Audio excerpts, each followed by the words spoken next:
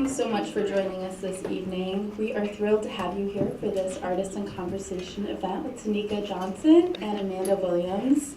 I will briefly introduce Tonika, and then my colleague, Dr. Paula Wazowski, will introduce Amanda. Tonika Johnson is a visual artist, photographer from Chicago's South Side, Englewood neighborhood. She received her BA in journalism and photography from Columbia College, Chicago in 2003, and her MBA from National Louis University in 2005.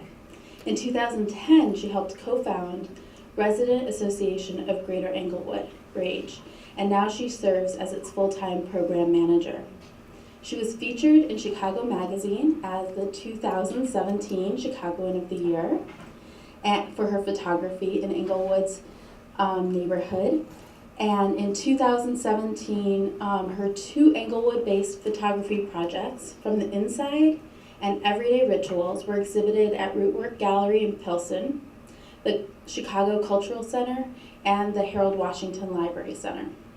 In 2017, in August, the Chicago Reader ran a photo essay by Johnson as its cover story, titled Life Beyond the Headlines.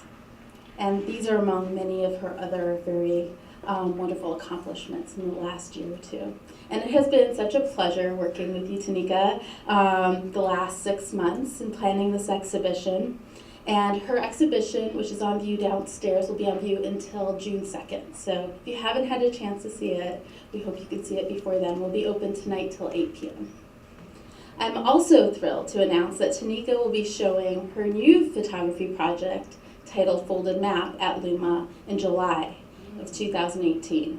We are collaborating with students and professors in Loyola's departments of Public History and the Center of Urban Learning and Research on this exhibition. So our projects and also different events with Tonika will continue for the next year, I'm hoping. So we're very much looking forward to that.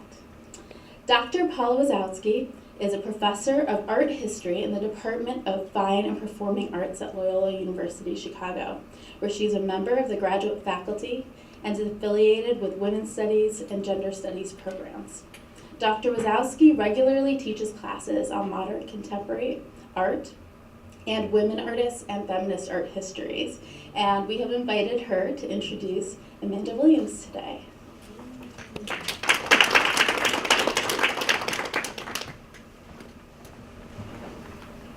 It's my pleasure to be here this evening. In September 2017, the Chicago Tribune ran an article with the headline, "Suddenly, Artist Amanda Williams is everywhere." Journalistic hyperbole without a doubt, but a useful reminder of Williams' many recent opportunities to set her stimulating ideas before the public, not the least of which was a 2017 exhibition devoted to her work at Chicago's Museum of Contemporary Art.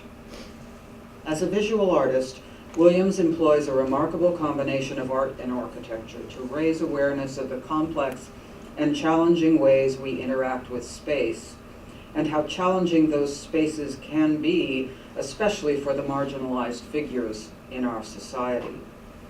For me, her most powerful project to date was last summer, site-specific installation, Uppity Negress, located in the courtyard of the Arts Club of Chicago. With its unstable ground, interrupted yet confining fencing, and banner with text both poetic and jarring, the space she established spoke to the dangers faced by a woman of color who stands up for herself. The project was inspired by Sandra Bland and her self-presentation, and the lamentable reactions of law enforcement officials that led to Bland's death. Related issues having to do with African Americans navigating public space will be addressed in her collaborative project for the 2018 Venice Architectural Biennial. Williams is best known for her colored theory project of 2014-15, where she painted houses slated for demolition in black neighborhoods on Chicago's South Side, temporarily reclaiming the structures as vital parts of their community by painting each of them with a single unifying color specifically referencing consumer products popular with African Americans, for example, Crown Royal Bag Purple. This project marked a radical shift for a Cornell-trained architect who practiced her profession for several years in a more conventional manner, then turned her attention to painting, and finally established a unique blend of art and architecture to interrogate the fraught meaning of the urban environment, especially as it involves African Americans. This evening, I'm certain similar concerns will emerge in her conversation with Tonika Johnson, whose powerful photographs capture Chicago's predominantly African American Englewood neighborhood in ways that defy the limiting generalizations that circulate in mass media and are regularly reinforced by social, economic, and political institutions. It's my distinct pleasure to welcome Amanda Williams and Tonika Johnson. Thank you, first of all, for that introduction. I was telling Tonika, who's experiencing what I experienced about 2.5 years ago. It's like, why do people know how does this, what's happening here? But every time I hear these introductions, it's like, whose life is this? Right? So we were just sharing as we were sitting there, you know, this what seems like a meteoric rise, or what gets reported as a meteoric rise, but we both know it's been a lifelong kind of pursuit and journey. Yeah. They rattled off many of the accolades, but I was also teasing her about being on Windy City Live. I said I got more attention for being on Windy City Live than anything I've ever done in my whole life. People were like, "You're on Windy City Live." And then as soon as Tonika was on, I did the same thing. I was like, "Tonika's on Windy City Live." So maybe talk a little bit about what this like spotlight feels like, and then also if you think back to when you were 12, 13, 14, what you thought would be happening right now. Yeah. Wow. Well, just this past year has been so illuminating for me, because I didn't have any idea how my work was going to resonate with people, and seeing how much it resonated revealed to me the larger context that I really wasn't prepared to kind of take on, because I was just, you know, street photographer. The neighborhood just so happened to be Englewood, and that's just my passion. But when I started to share my work with people that I was doing work with Rage and just on Facebook, the response revealed to me the huge absence of this kind of imagery. And so that's when I realized kind of the responsibility to push forward with this. But at age 14 and 15, I would not have imagined calling myself a visual artist. Because literally at age 14, I was in a writing program called Young Chicago Authors, and it's hugely popular now for They're Louder Than a Bomb. But back then, in like '93, it was in its 3rd year, and it was just a writing program. And they started to incorporate other arts. And so they had a photography class, and I signed up for it. And ever since then, I was just attached to photography. So much so that they had to remind me that it's a writing program. You need to, you know, start writing some poetry again. But yeah, I loved it. And to me, it was always art, but as I got older and really wanted to incorporate my passion for photography into what I thought would be a career of some sort in journalism, the only direction that the kind of photography that I liked and was drawn to seemed to be just photojournalism. So that was what I went to school for. And so outside of possibly being a journalist and a photojournalist, I had no idea, or I couldn't even conceive of the fact of just being an artist through my photography. So yeah. So that brings up an interesting point, and kind of one that I share. So as you know, I studied architecture. And so I'm from Auburn Gresham, so I'm getting a lot of trouble for repping Englewood all the time. I know They like, I'm come gonna get on. some call, some knock on the door one day. They're like, it's next excuse door, me, though. Is that your neighborhood? But the assumption I had was that I could use architecture to change the narrative. I didn't know that kind of terminology then, but I could use architecture to change the narrative, right? I need to go to architecture school, learn how to design this stuff, and then fill in these vacant lots. Done. Super. That's it. Why not? Yeah. Let's do it.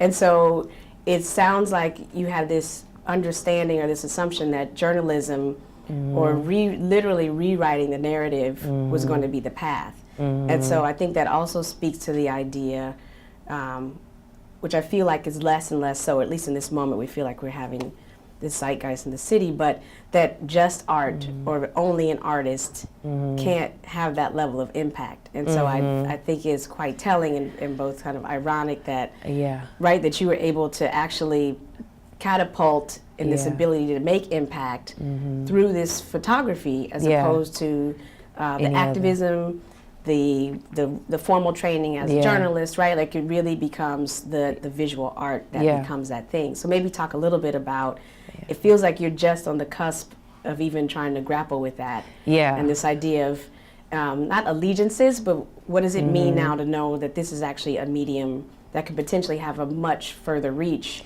than these formal trainings and sort of, you know, tried and true ways of making an impact. So there's so many points to speak to, but in regards to the community work that I do, I just brought my camera along because that's, you know, I'm a photographer. I just like to do that.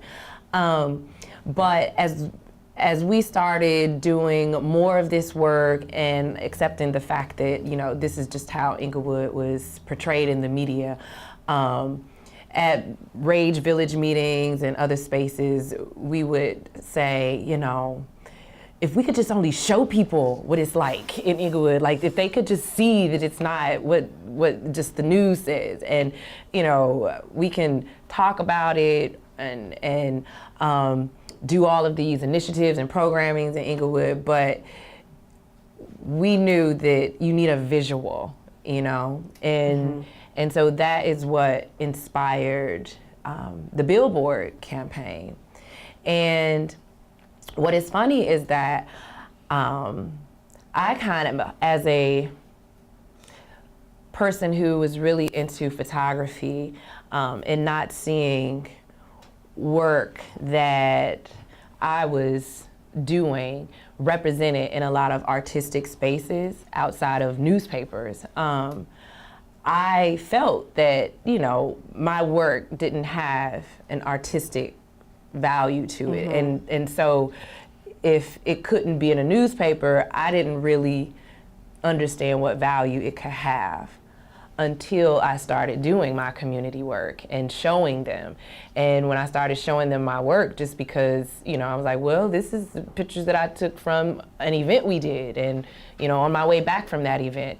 And it was them that told me, these are the pictures that we've, you know, been saying, if we could just show people, then they would understand what Englewood is, that it's a home, that it's, you know, what they hear on the news is just actually a small percentage of the totality of Englewood. And once I started getting that feedback, I was just like, really? Oh, wow. You know, I didn't see my work that way, and I didn't see it as a solution for combating being what I call bullied in the media, Englewood being bullied in the media. I never saw it as a solution until I started sharing my work with community members and we started having the conversations.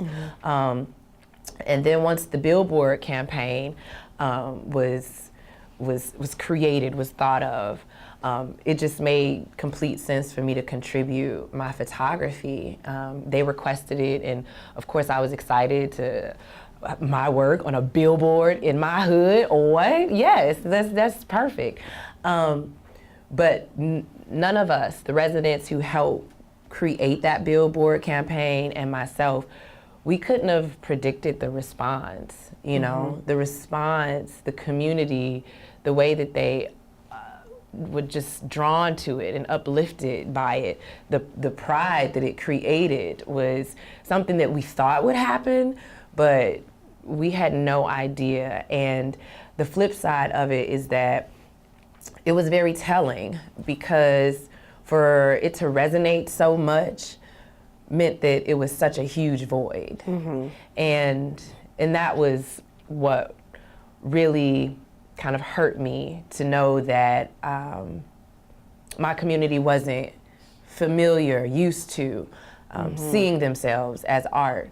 And then on the flip side, me as an artist from this neighborhood, you know, I didn't value my work in the same way that they did, because I didn't see it, you know. I just thought it was something me and my friends would like, and that was just pretty much it. So it was like a reciprocal just benefit and empowerment and encouragement to know that I was providing images of what they didn't have of themselves, and we were able to come together to share it with the larger public.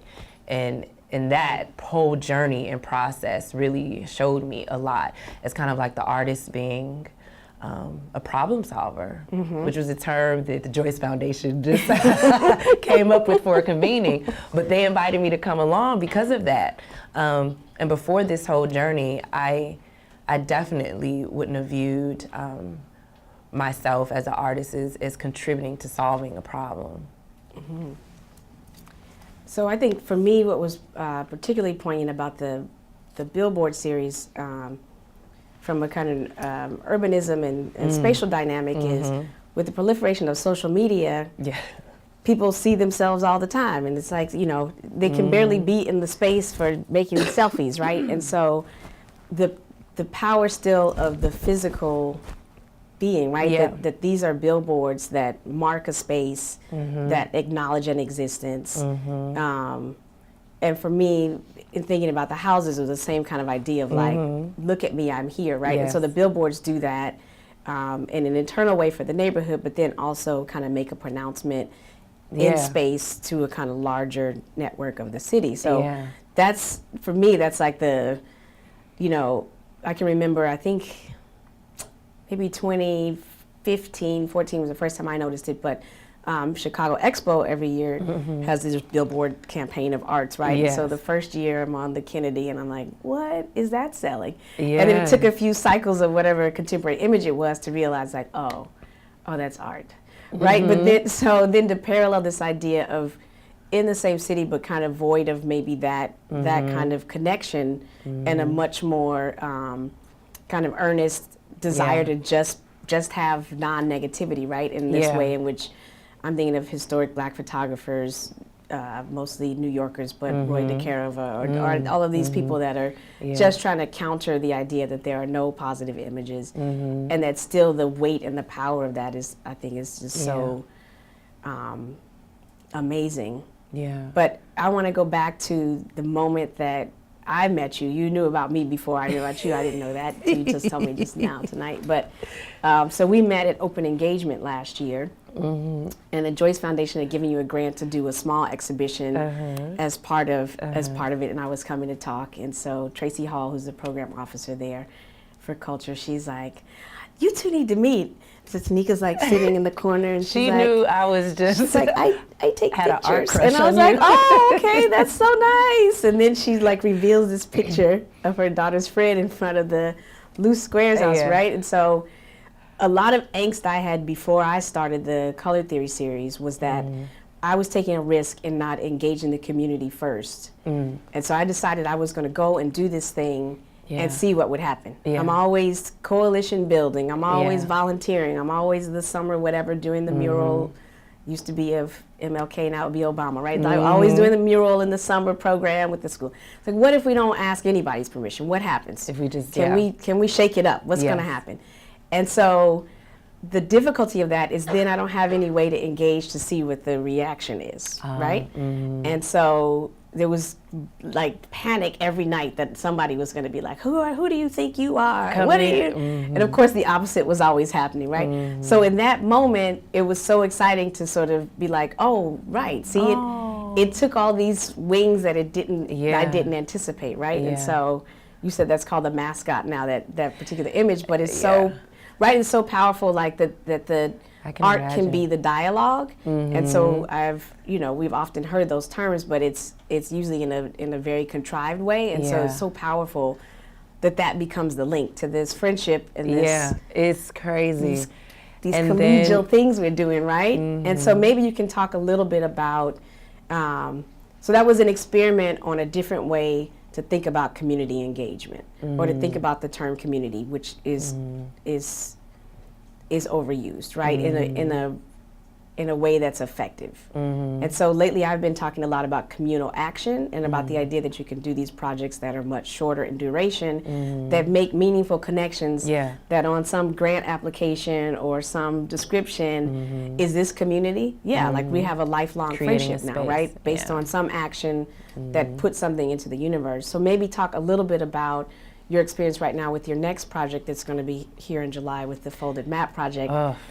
And community, right? Because I think it's important for people to understand an artistic process. It's great when it's done, and then everyone's like, yes, there it is. Right. But the kind of the real, and what that means now that you are expanding in certain ways beyond Englewood, but also kind of reinforcing a lot of things. So maybe describe the project a little, and then talk about the excitement and the challenges and the stress. Yes.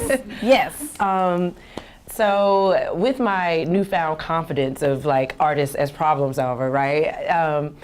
This whole journey has like encouraged me to step into other projects that I've thought about, but never really figured out how I would want to use my photography in response, or to help an issue be looked at different. So my next project, the current one actually, the one I'm working on right now, is called Foldit Map. And that is essentially me trying to do a visual investigation of segregation in Chicago in a unique way.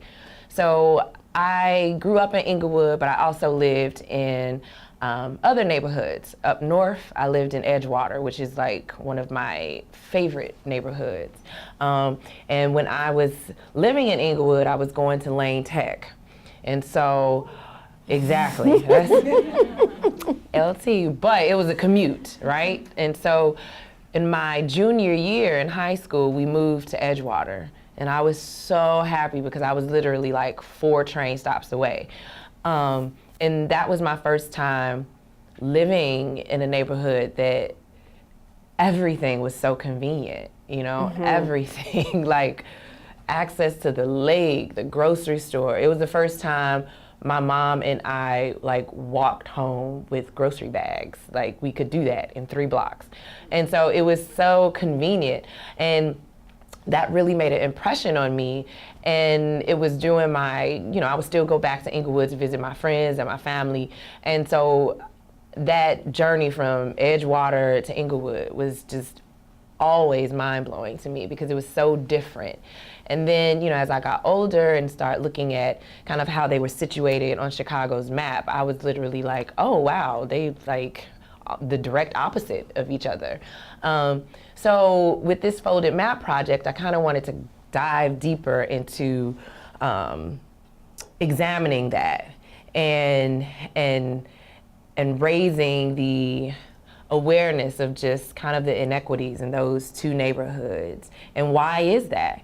And so I know that there are several blocks that exist in Englewood that also exist in Edgewater and Englewood's other corresponding north side neighborhoods, which is Andersonville and like the lower part of Rogers Park. So streets like Damon, Paulina, Winchester, Ashland, which are like streets at the heart of Englewood, and they also exist in Edgewater.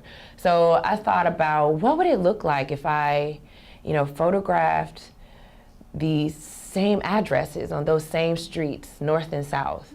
what that would look like. And so I did that.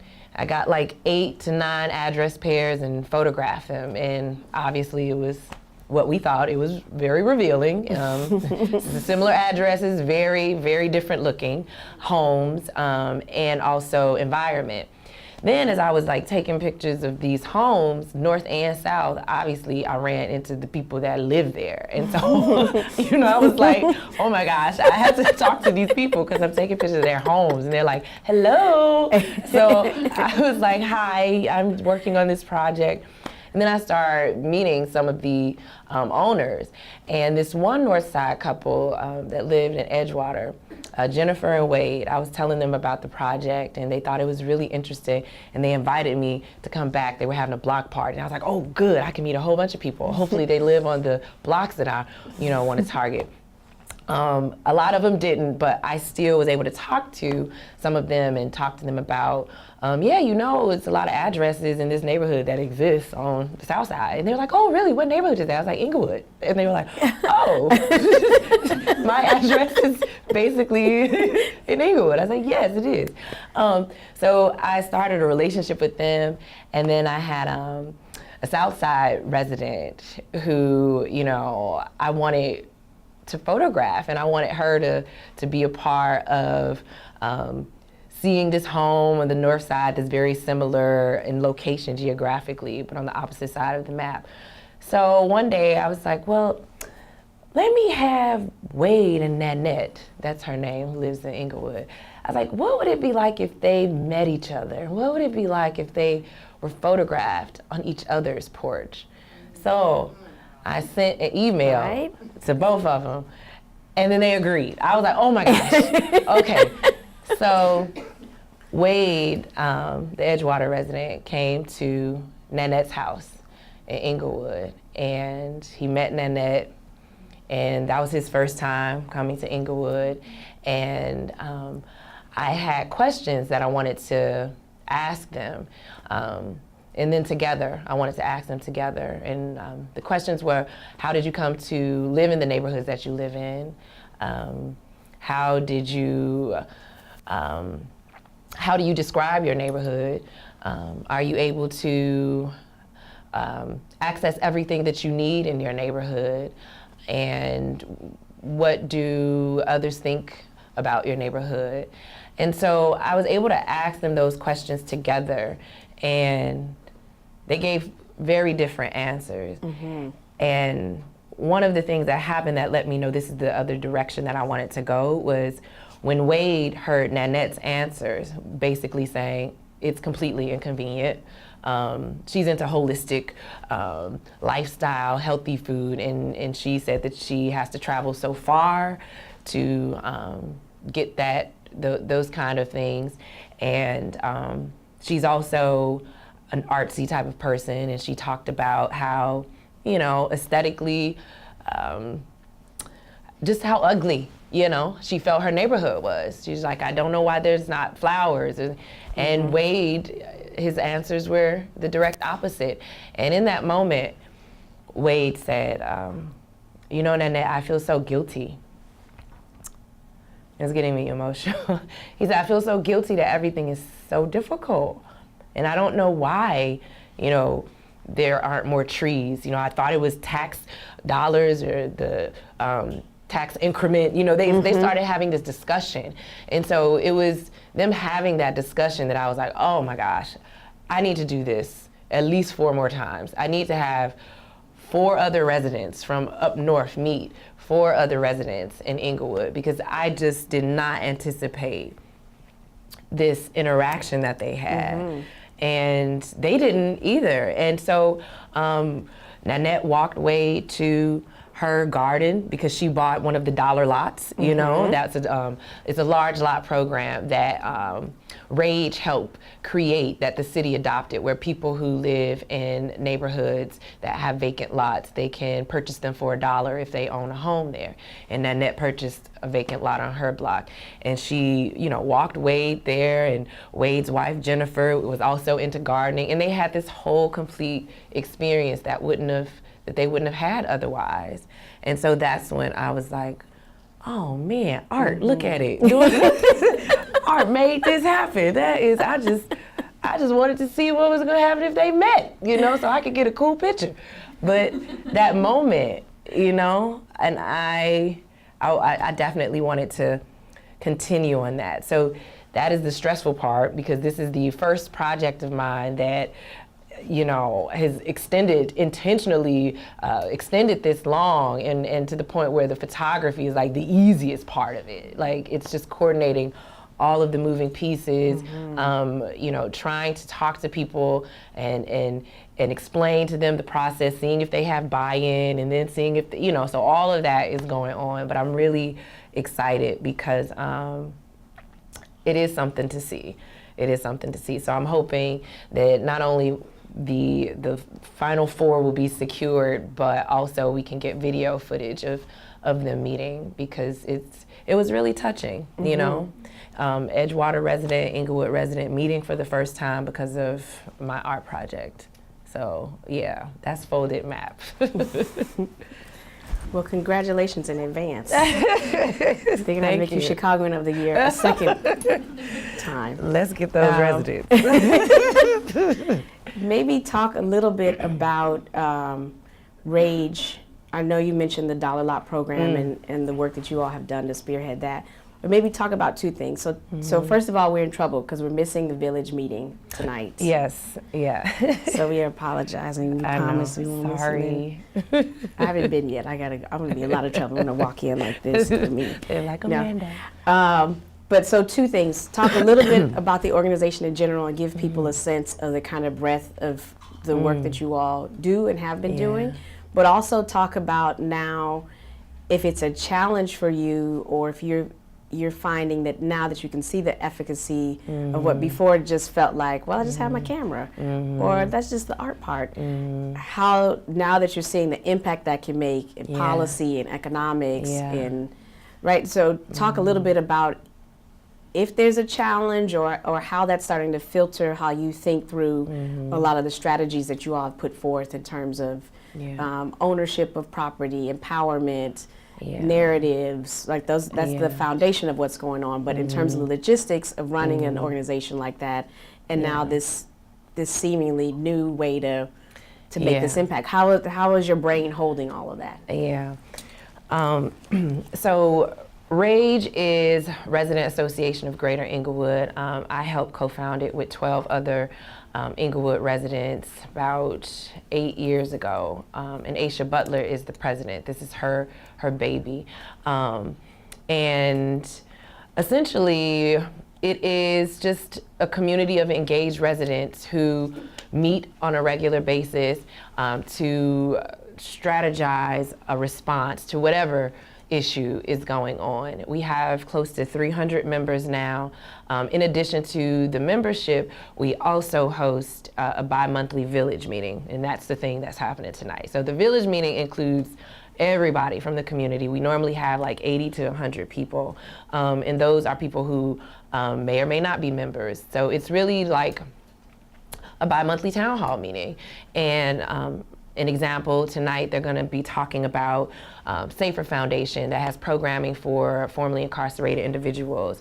The new health center that's opening up in Englewood, a representative from there is going to be talking about that and hiring. So we really serve as kind of like an information resource for the community and for people that are interested in learning about Englewood, because in addition to the negative portrayal of us in the media, there really was not a space for people to find out about other things actually going on in Englewood, even the residents. So that is the space that RAGE serves to be the resource. And also, we have helped create programming and initiatives, and that dollar lot, large lot, is one of them. So, the community always talked about it's just a lot of vacant lots. Like, what can we do? How do we get access to that? Because for a lot of residents, they in order for them to feel like they can do something on those lots, you know, feel like they need to own it. So that was the direction then. And a lot of the residents who were really involved with housing and public spaces got together and created this strategy for, you know, homeowners to be allowed to purchase those vacant lots for $1. And then that is the program that the city adopted and made citywide. So right now, you know, kind of with the unexpected visibility and popularity of the billboard campaign, which was another, you know, strategic response to us being attacked in the media, now we're just trying to kind of continue that momentum and use this new pride, this new sense of hope and all of those things, people being interested, people not only wanting to come to village meetings to possibly learn more about my work with Rage, but by being introduced to me as an artist. So now we're just really trying to balance that with the value of home ownership and also trying to figure out how to reactivate those vacant lots even if we don't own it, because public safety is a huge thing in Englewood. We had a successful decrease in crime last year by 40%, which is great.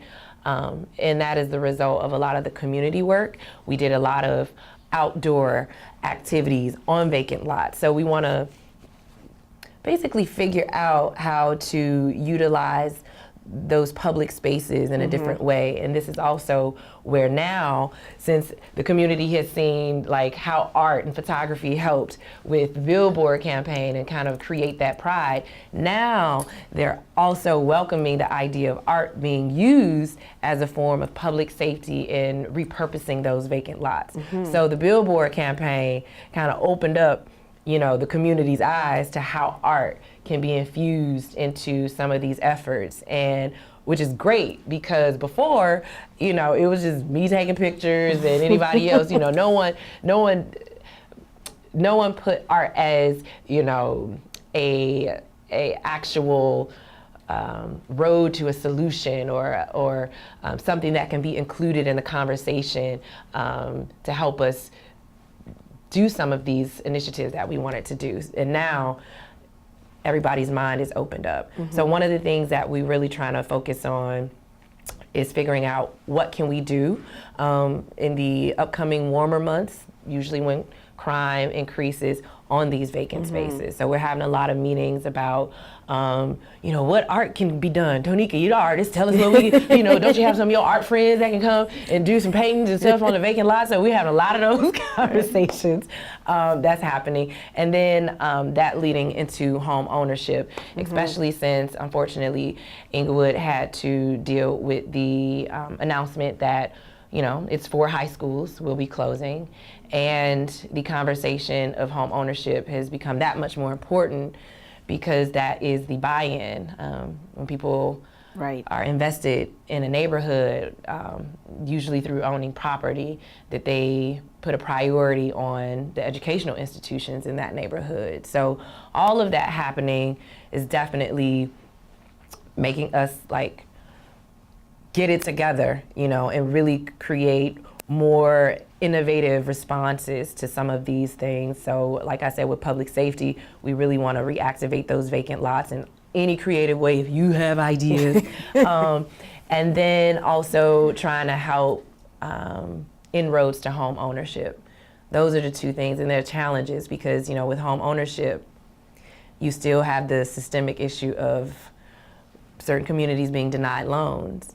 And this is also kind of what my Foldit Map project hints at in talking to residents, because finding out about how some of these residents came into owning their homes in different neighborhoods is dramatically different. So it definitely informs some of the issues and challenges we'll have in trying to get people to invest in Englewood and purchase a home or possibly renovate it. Even myself, I'm not a homeowner in Englewood. I rent in Englewood, and a lot of renters like myself who want to own a home deal with the systemic issue of being approved a loan, what you have to go through, especially if it's in a certain neighborhood, and the different kind of criteria. So all of this is informing kind of what we have to create a response to, and all of those are challenges. We're excited to creatively think of solutions, but those are some hard, real challenges that the community is talking about literally right now. So I think for me, what's so spot on is the understanding of the connection between both trying to preempt things that will happen in the future by land ownership, but also a depth understanding of how that relates to the schools and the closings and all of these factors that we somehow have doctorates in, despite not having gone to anybody's school for this, right? But at the same time, at least for me, and it sounds like the way that you're describing how you guys are thinking about it going forward, what the billboard campaign has opened up, is a way in which there can be a mourning or a celebration or something in the interim, right? So that art can be a way to also bridge the ability to bring closure to things, unjust or not, but then also plant the seed for what goes forward. So I think that it seems obvious to me, and it seems obvious to you, but this idea of correlating these things that on paper might not seem like they should have any connection, right? Like art and home ownership, or art and loans. And public safety. Yeah, that's right? That's like the large one. The power, right? So the power of that to really think through being able to then mobilize the community to think beyond, and I know I'm getting in trouble for all my mural friends, right? But to think beyond the mural, because that became the kind of default of like, here, I've got a little bit of money, you want to go and paint some murals with some kids, right? But to think, like kids to think about landscape architecture or urbanism, or what would you do with this vacant lot, child? What would you envision? Some great ideas have come up as a result of this creative thinking about how do you solve, or how do you make a community feel safe? And since that's the conversation we're having a lot as a result of RAGE being the action organization for Englewood's Public Safety Task Force. And then I'm an action champion, so of course I'm infusing a lot of art ideas, but definitely art constantly comes up when we talk about what a community looks like when it doesn't have crime, when it doesn't have violence, when it, people always give answers that kind of suggest art. You see seniors on the street more, you see children doing this or that. And so we're really trying to incorporate art as a viable solution for creating safe public spaces. So if you use those vacant lots and have art being done on them, one person said, we can make this into a butterfly garden. Just really getting creative with how to use this space that will ultimately promote safety and peace. Because we all know people just view art in unexpected places different. They have a response to it, and it does minimize crime and violence. It's been proven when you activate a space in a creative, fun, artistic way outside of murals. And I have a lot of friends who do murals, and they're ready to do, their own murals. They're like, I want the community to be involved, but why can't we just have our work, like do our work of a higher quality exhibited in Englewood or neighborhoods like it? So these are some of the directions that we're going in, because strategic placement of a really beautiful mural also helps reduce crime. So really making that connection as art being a solution into creating more peaceful spaces. So they own that now. They're ready. They're ready now. All right, the it's summer. I'm campaign. ready too. I'm ready.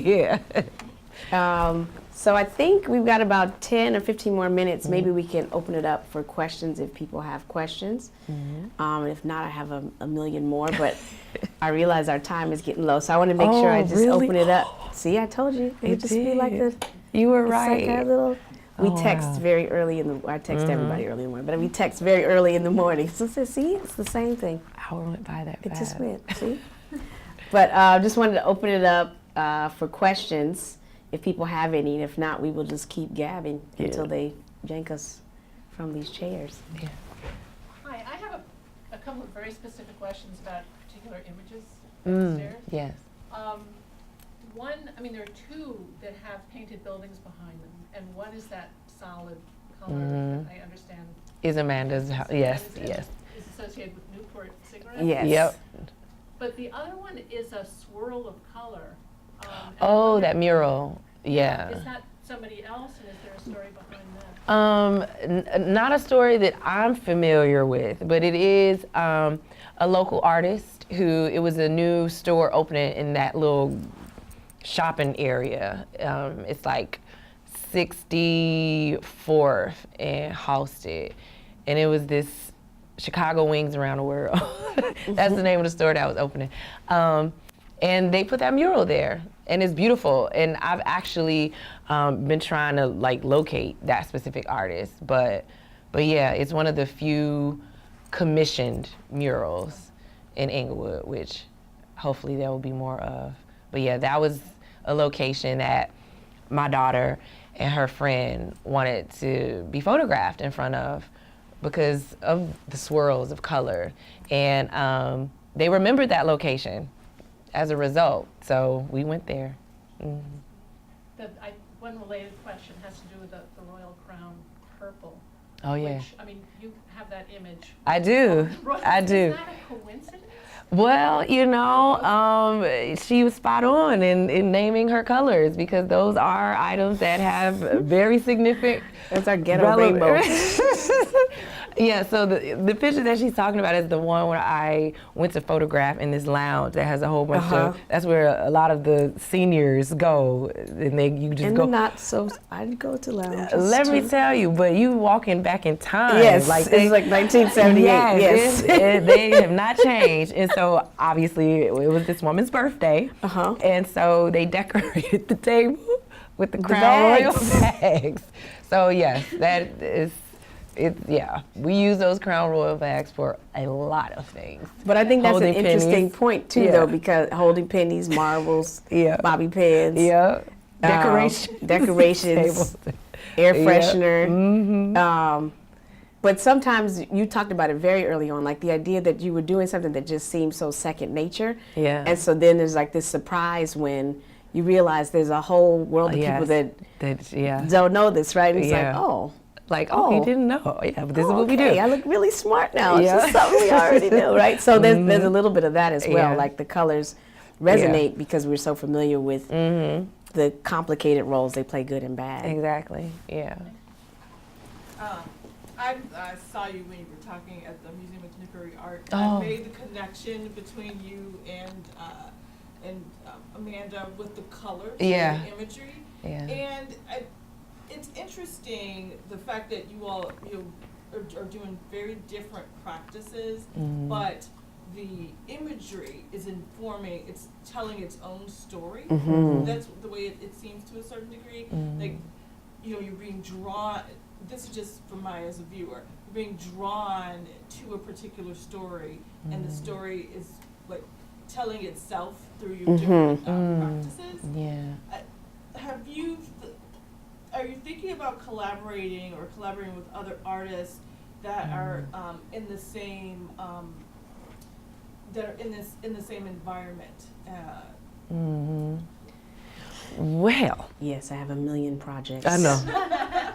But I have She's a million busy. projects going right now. So to get through my million projects, We'll let and her then finish it's that taking before we bring her in. everything in me not to jump all in her I know. Foldit Map.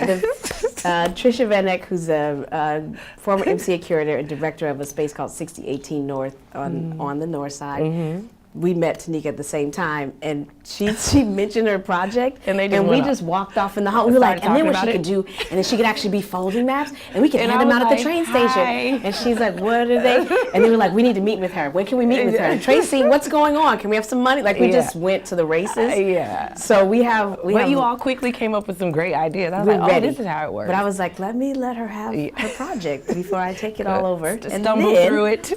But I think to your point that there are other artists that are kind of working in this space. So I think it's right for not only a big collaboration, but also symposia. There are a lot, Loyola and a lot of other institutions that have been doing some fantastic work. Paula, Natalie Moore, is another partner in crime of mine who I'm going to out her. She's always at the Friday, the 5 on Friday. It's the Whole Foods. 5 after 5. I see it. I run into her Whole Foods. I know. But yeah, I think there's a kind of like critical mass building, or there's a moment where, you know, and that's also a kind of surreal moment when you go from admiring people who've done this. I was thinking of Margaret Burroughs as you were talking. I was like, she's Margaret Burroughs. Oh, right? Yeah, that's your Margaret, right? So that, you know, there's a cycle, or there's a moment in which all of a sudden we are the, you know, there's no looking back. It's just us. So we have to do it.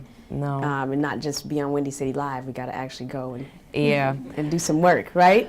I think we're moving into the direction of, you know, eventually collaborating to doing something, and not only once Amanda gets done with all of her million projects, but you know, other friends of ours who do similar work. I think that it will eventually lead to some collaboration, especially as Englewood moves in the direction of really trying to reactivate public spaces through art. So I think it's definitely a possibility. And we had a little collaboration at the MCA. That is true. I loved that. And you were ready for your basement in the gold leaf. No, but she probably knows about that. So Tonika was part of one of the pieces that I had at the MCA, the Dream or Substance piece. So she was one of the Gilders. And then Samaria and her mom were one of the dollar lot purchasers, and I helped them with their beautification. So I think the projects come easy. Like they just are very fluid. So we just got to be ready when it presents itself. That's true. Yeah. Other questions? And then you. Thank you so much, first of all. I guess one question I'm curious about is, I've lived in other cities before where certain neighborhoods, like the people, especially when they're so active in their own revitalization efforts, they're very protective of like outsiders who are like interested in participating, coming in and maybe taking over. So I'm just curious, like, what advice do you have for someone who's like not an Englewood homie who may be interested in like a dollar lot project or something like that? Yeah. Well, unfortunately, Englewood has had a long history of outsiders coming in with their own intentions and kind of redirecting the purpose of residents' involvement in their own solution building. And now, I would say, as a result of Rage and being very inclusive, because we have members who are not, you know, residents of Englewood, but are connected to it in some way. Either they work there, go to church there, their whole family lives there, but they don't, or, you know, they have friends there. So I know Rage as an organization is very open to having people who don't live in Englewood as allies in this work. And that's another wonderful benefit of this, the popularity of the billboard campaign, is because what Englewood did learn is that, we have some legit allies. Like, they don't want to come and take over. Like, they want to assist us and provide, you know, expertise in an area that maybe we don't.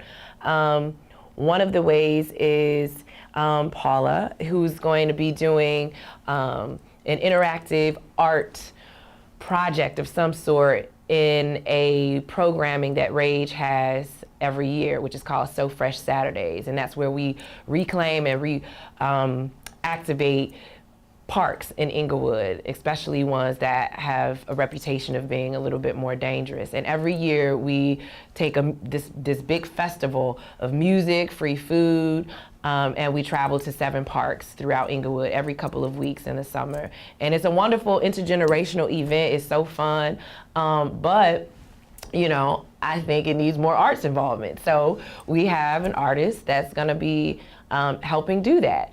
And so I think the advice is to, you know, don't necessarily come into whatever the community is trying to solve a problem. Just hear what some of the solutions are and see how you can help elevate it. That's what I would propose. Because even me being an Englewood resident, I was, you know, years ago when I was getting involved in community work, I definitely didn't think my photography was going to, you know, like, I can solve all of this. Let me just take pictures and put them on. You know, that wasn't the road that I took. I just got involved in other ways. And then it was revealed that, you know, oh, you take pictures. Oh, let's see some of these pictures. So just, you know, just listen. Go to an organization or event that you're really passionate about or want to be a part of, and then just observe, you know, and see in whatever way you can help make it better, and then just suggest it. And don't, you know, come in just trying to solve whatever issue, you know, just be a support. And Englewood is definitely opened up to having allies and support, so. Oh, yeah. So my question is kind of like tricky, I don't know.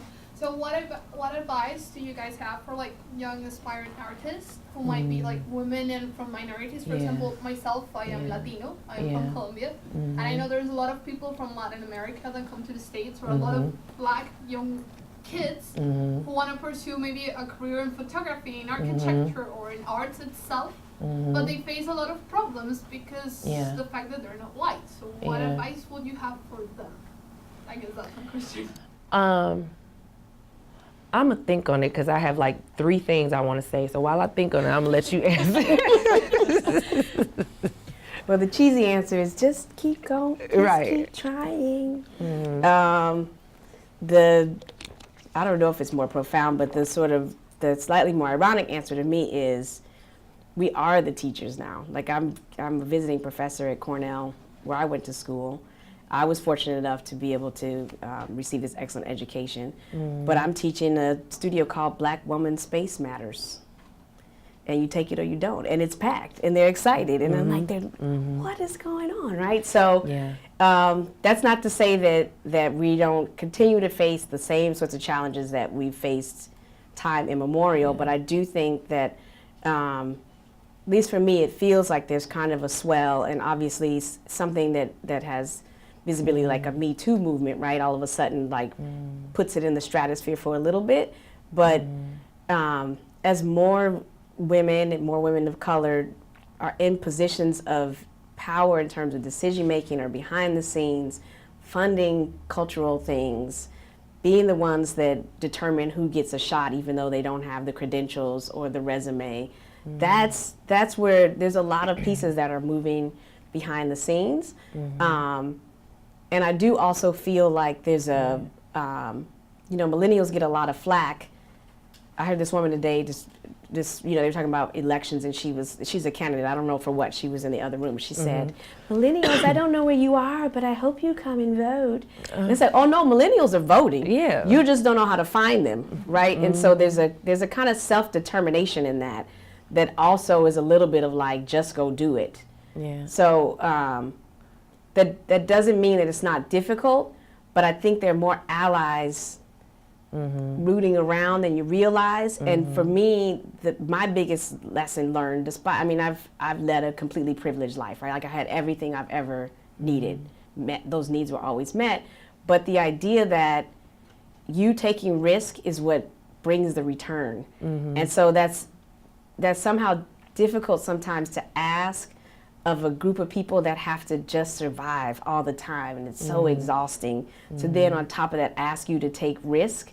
But it is that risk, it's the confidence in that, well, I was joking a little bit, but what kind of wasn't, like, you all have doctorates in like intersectionality of economics, housing, public safety, public space. It's like no architecture program in the country can touch that level of competence, but you don't have any credentials in there, right? And so to understand that you're actually an expert in exactly what it is that everybody is telling you need to go learn about, like to take the risk to then be assertive in that thing that is truly you, I promise you it's going to be like it's right? Like you've experienced it, I've experienced it. It's like, will knock you back. You'd be like, I'm an expert now? It's like, you are an expert. You understand that murals strategically placed reduce crime.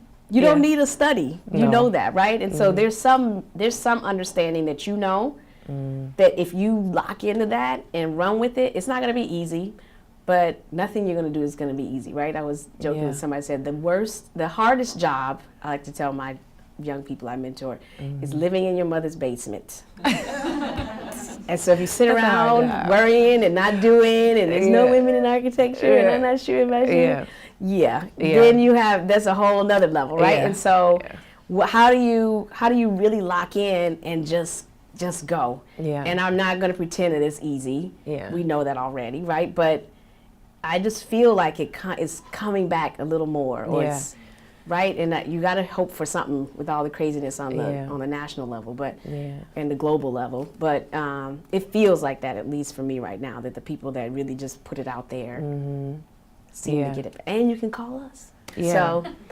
what are your 3? One, I would say, just have enough courage and confidence in your craft to continue. Like, just don't stop doing it. Just do it, regardless of whatever it is you're facing. So that, just continue to do it, because the more you do it, the more you'll perfect your actual craft. And then 2, I'm going to paraphrase Miss Lorraine Hansberry, but the reason I think of her is because it's so true. She said, to reach the universal, you have to be as specific as possible. And there is no way in hell you would have told me that my picture of this guy named Rick at the gas station on 63rd and Dan Ryan on his way to his mama's house to help him make banana pudding. You could not have told me that was gonna resonate with somebody beyond Englewood, but it did. So be specific as possible in your perspective, your life, whatever issues that are important to you, whatever it is you want to interrogate, just be specific, and your voice will be revealed.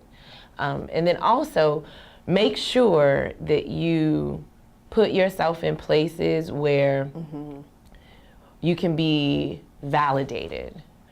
Because until I started doing my community work with Rage, the validation, the sole 2 validations that I held on to as it relates to my photography was, one, when I received in a journalism and photography program, and I met my first mentor, O.V. Carter, who was a Pulitzer Prize winning photojournalist. He helped me get my first camera, which was a Nikon FM2. He actually gave it to me, and he said, "You have an eye." And he remained my mentor until I went to Columbia College, and I was like, "I want to major in photography. What should I do?" He was like, "Major in journalism. You need a degree in something you got to prove to people you can do. You just take pictures, you'll get better." So, but I held on to what he said. And then the other mentor I had who validated me was Maida McNeil. I was a teaching artist for 5 years at Changing Worlds, teaching photography.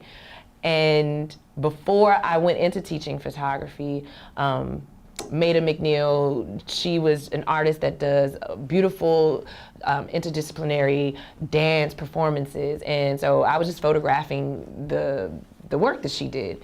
And she saw my other work and she told me, there's parts of your work that reminds me of Carrie Mae Weems. At that point, I hadn't heard of her. And so she's like, look her up.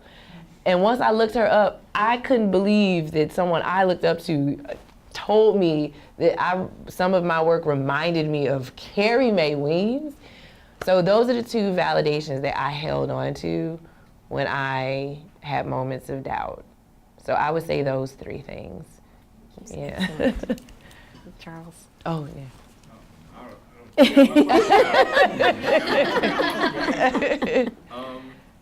So I was thinking back to a lot of what you two were speaking about during the dialogue, in terms of how art operates in communities and activates communities, and it took me back to something I was telling you guys about the event that we did a month ago. So Max Sansing said something in that event. Oh gosh, Max. Which really like just Great. which really just I had never thought about it before, but he talked about art in communities and how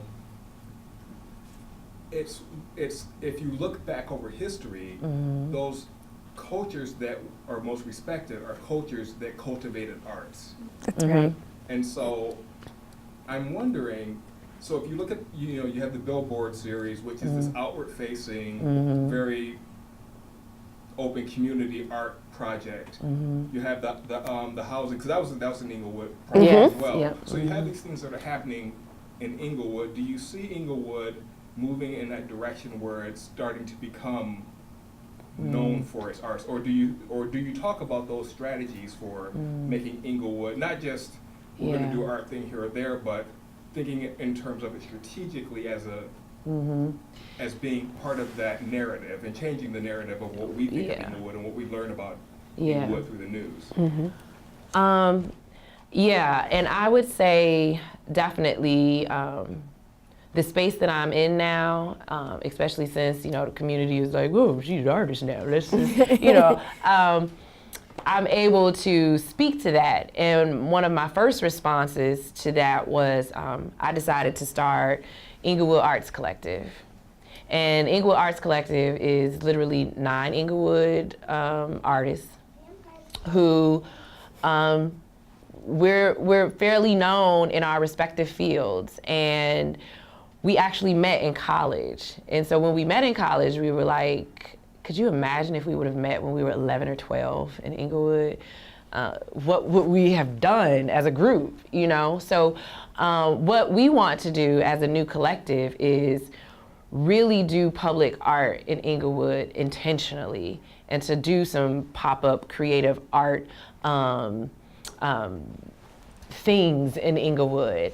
And so we're talking about that amongst us as a way to really help move arts involvement, public spaces in Englewood as much as we can. And Max is also a muralist who works very closely with an Englewood Arts Collective member, Joe Nelson, who grew up in Englewood. And him and I both was on the train. We met because we were on the train going from Englewood to up north. He went to Lakeview for high school. So we're definitely talking about how we can be intentional in really making arts more visible, and then supporting the smaller arts programming that is going on. These organizations are doing, helping them raise it up a little bit. Like, that's cool, you doing this, but, for the students and the youth who are really interested in the craft of it, you gotta elevate it a little bit. And they don't have anyone to tell them that.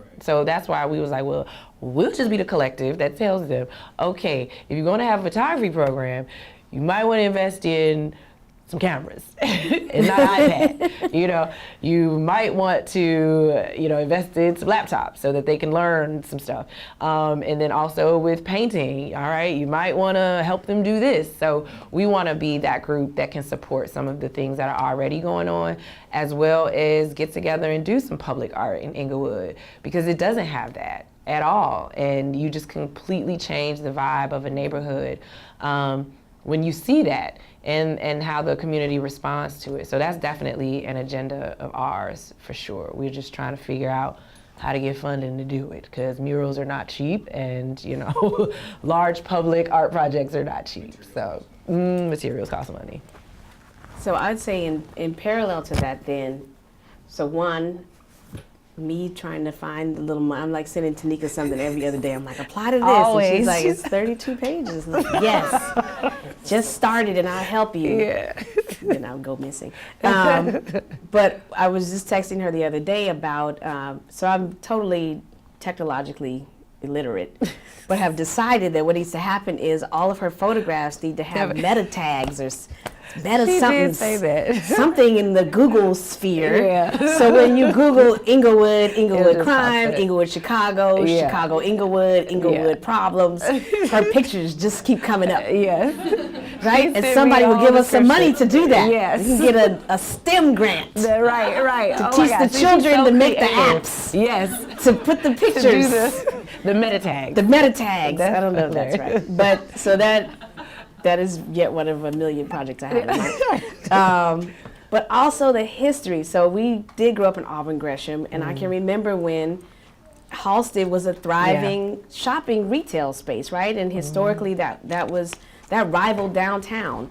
And it wasn't a mistake that it went away, right? So I think it's super important that we also make sure we're bringing that history up or using the arts to tell those stories as well in a way that doesn't become boring or alienating for young folks, right? But like, no, you already fly.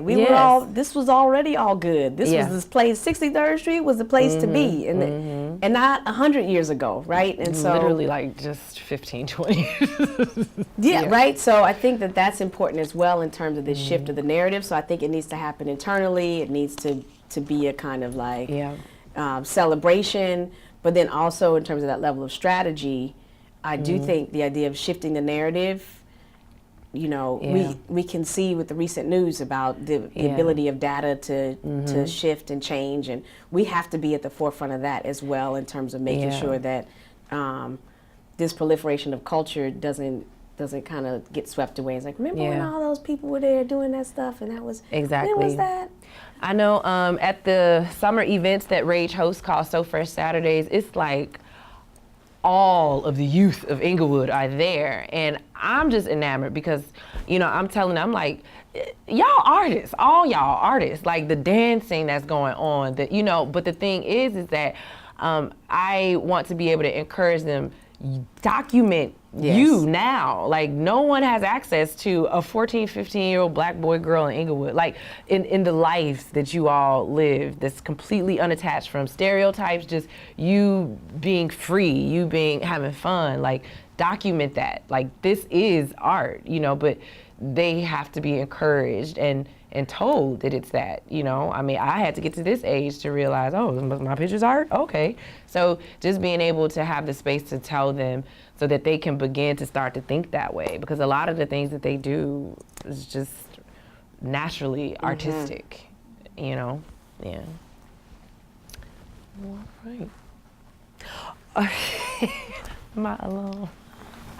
I just wanted to congratulate you. I think that this project that you have undergone, what you're continuing to do is fabulous. I'm a grad school nursing student, and so from a healthcare perspective, my sense is that you didn't even realize. You just had the passion, and you took the pictures, and you had an idea.